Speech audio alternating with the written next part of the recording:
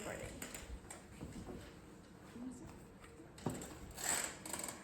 Could you please spell out your first and last name for the record? Sure. It's Kathy Narum, K-A-T-H-Y, N as in Nancy, A-R-U-M as in Mary. And could you please tell us a little bit about yourself?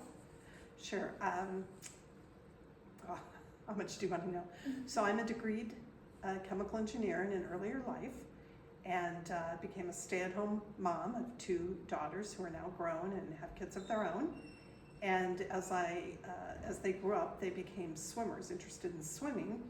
And so I served on the swim team board, was president for a couple of years, and that led to getting interested in the Park and Rec Commission, and so I was appointed to that, to the Planning Commission, and then I was elected to City Council and served 9.5 years until I termed out. And now I'm serving, I'm elected to the Board of Directors for Zone 7, which is the water wholesaler to the Tri-Valley. So public service. So what makes Pleasanton special to you and your family? Well, I think when we were looking, my husband was transferred to Fremont, and we were having trouble finding a home there, and we needed to get the girls in school, and so we thought, well, let's just go take a look at Pleasanton. We'd heard it had a wonderful main street, and when we walked down the main street, that was it. We loved it, and we found a house over on the west side, which made his commute easier, and we never looked back. And in fact, when we go over to the Fremont area, we always kind of say, gee, I'm really glad things worked out the way it did. So it's just a good city. It's a cliche, but it's a great place to live, work and play. I agree. Good. Yeah, and could you tell us a little bit about your mother? Sure. So my mom was born in Waterloo, Iowa, and she, I think, notably got a degree in business. She was 97 and a half when she passed away in 2024. So if you kind of do the math backwards, it was at a time where females didn't do that. If you went off to college, you were likely a teacher or an administrative assistant. I don't think they called them that at that time. But she was interested in business, and so she got a degree from the University of Minnesota in business and went on and worked a bit and met my dad, and kind of the rest was history. They had to move all over the country, and so I was born in Iowa. I think my brother was born in DC, and my sister was, let me see if I get this right, she was born in Peoria, Illinois, and so she raised us, and as we got older, they had accumulated a few rental units, and as we went off to college, and they became so-called empty nesters, they wanted to travel, so they ended up selling those things and converting them to properties back in Iowa, and she had managed all that, and so she, eventually used her business skills and the community service. I didn't fall far from the trees. She served on the Library Commission over in San Leandro, and was active in some of the civic organizations up until my dad passed away, and then she moved over into Pleasanton to be closer to us, and was a lifetime learner would be the way I'd characterize her. Always reading. She made a significant donation to the school district back in Waterloo, Iowa, where she went to school because she felt that was what made her successful.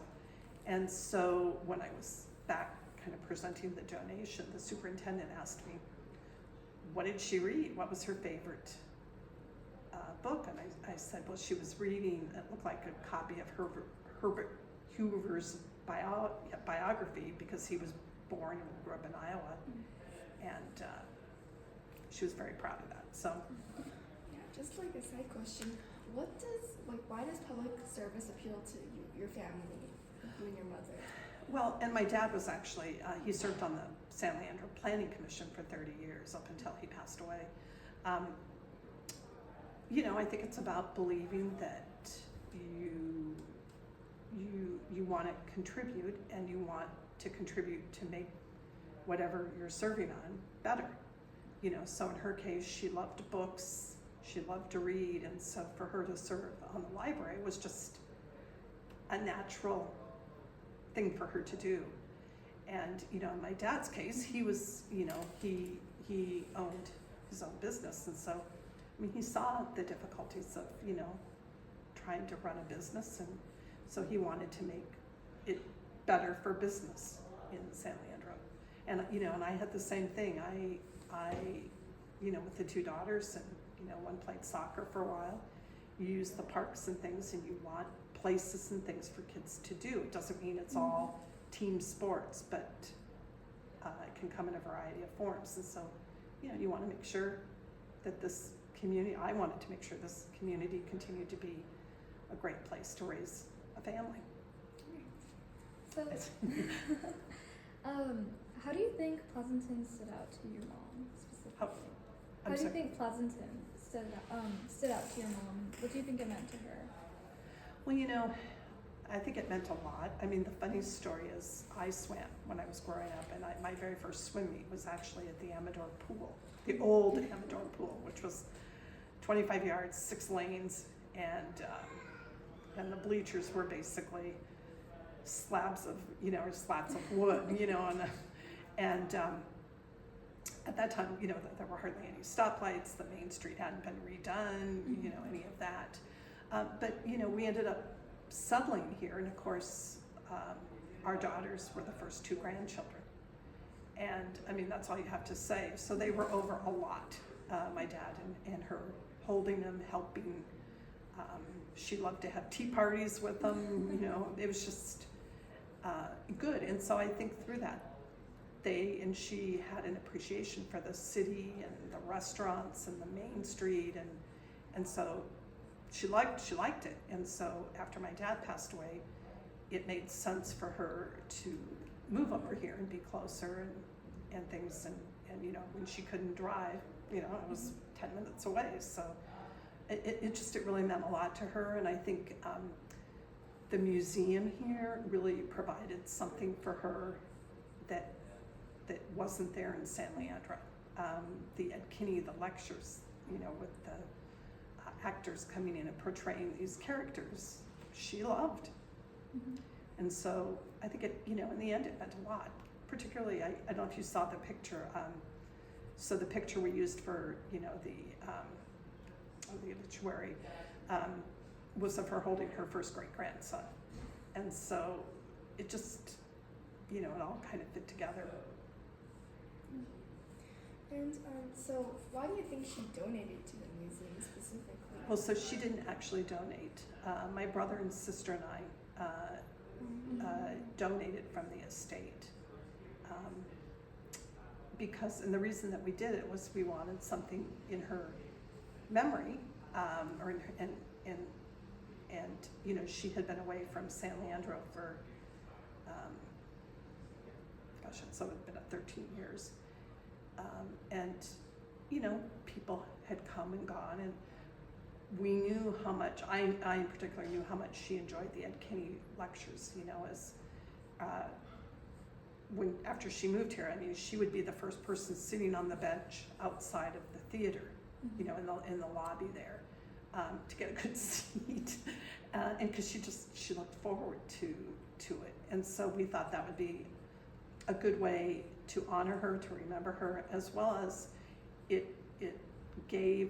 would give the museum a way to promote the idea of you too could, and it didn't have to be 10 years, we chose 10 years to you know, either honor or remember somebody via sponsoring a show or shows. Is there a story of your mother that you think captures not just her love for Pleasanton, but her love for public service and for giving back to your community? Oh gosh. There have to be a lot. I kind of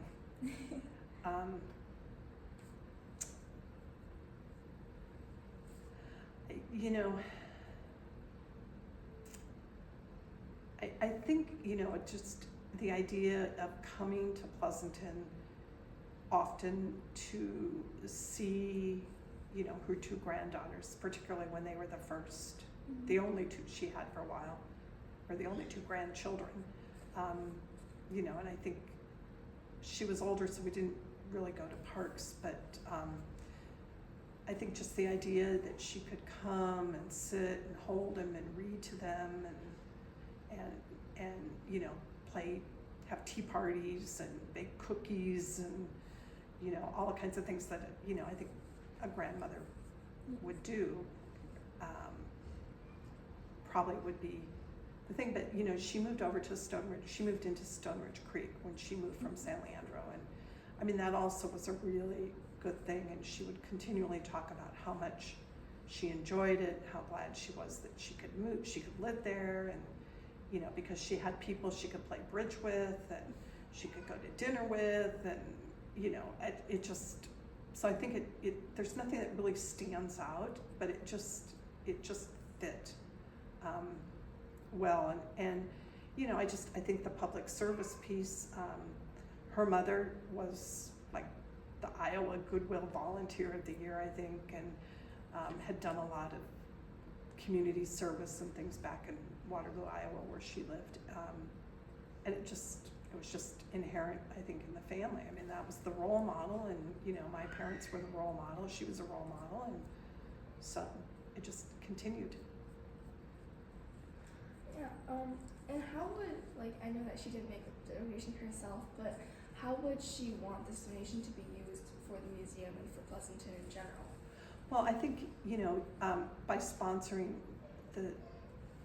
a show or the shows, to try to keep the ticket prices reasonable so that the theater sells out, and, you know, the museum either breaks even or, you know, makes a little money from the shows, as well as the idea of promoting it, because it's a gem, you know, and it's coming back now since COVID, the attendance, but it's not something, you know, you can find just anywhere, and so she would want that promoted, you know, because it's a way of bringing history alive with these actors and character. How do you see Pleasanton looking like in the future? How do you want it to, and how do you think your mom would? Well, I think, you know, she would want the museum to continue to thrive, and that the Ed Kenny series of these, I can't ever say the word, Chautauqua characters or reenactments, you know, would continue, and the community would continue to support and enjoy them. That would have been important, and then just, you know, the continuation of Main Street thriving and, you know, evolving and being pedestrian friendly, with the good restaurants and a variety of restaurants. And then I think the library, she used the library a little bit, would also have been, you know, something she would want to see continue to exist and be in a community resource. All of her books, she had an extensive collection of books, we donated to the library for their book sale, and that was something she did want. And what do you think you and your family, like, what would you tell the next generation of Pleasanton residents who want to be involved with public service? Like, what's the message you have for them? Well, I would say there's so many different forms of public service. It comes in so many different things, and being elected is not for everybody. It was never something I thought I would do because I'm not a good public speaker. It's difficult for me even after the 9.5 years. It got easier, but it's still not comfortable when you're speaking and you're on TV and everybody's watching. But it comes in so many different forms, and it's not just, you know, necessarily the way I chose, or the way, you know, she chose. You know, you can volunteer at nonprofits, and in Pleasanton there's just an incredible number of them doing great things in the community. You know, that's a form of service, either being on the board, helping them out. You know, as an example, I serve on the Pleasanton Downtown Association board, and you know, we have volunteers that just help by checking people in for the strolls, which is you know, a promotion for the downtown as well as a fundraiser. I mean, as simple as that. So it's what do you, I always ask people when they talk about wanting to volunteer, what are you passionate about? That's the first place. What do you want to, you know, improve, make better? And then what are some avenues or some things that will help you, where you can be a part of helping accomplish that? And so, you know, and then what do you like doing? Do you like serving on a board? Do you like just interacting with people? You know, be it taking tickets, be it Meals on Wheels, delivering food to seniors. You know, there's just such a wide variety that there's something there for everybody who wants to. Yeah. No, I don't have any more. Thank Okay. you. Yeah, Thank thank you, you. Kathy. That was very, yeah, that was wonderful. It was nice having you here.